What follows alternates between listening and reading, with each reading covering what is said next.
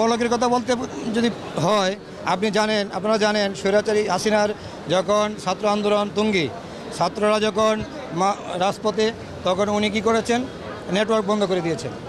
তার জন্য হাজার হাজার মানুষ ক্ষতিগ্রস্ত হয়েছে, পঙ্গু হয়েছে, হত্যা হয়েছে, শহীদ হয়েছে।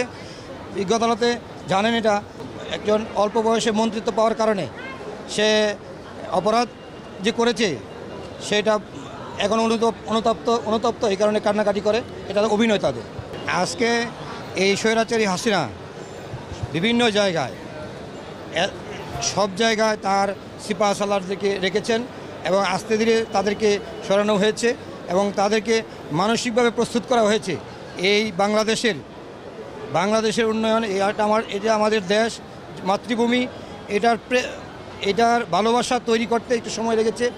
আর আমরা চেষ্টা করছি তাদের এই কর্মকাণ্ডের যে তদন্ত শেষ করে বিজ্ঞ আদালতে চার্জশিট এবং যা যা দরকার দাখিল করার জন্য চেষ্টা করছি।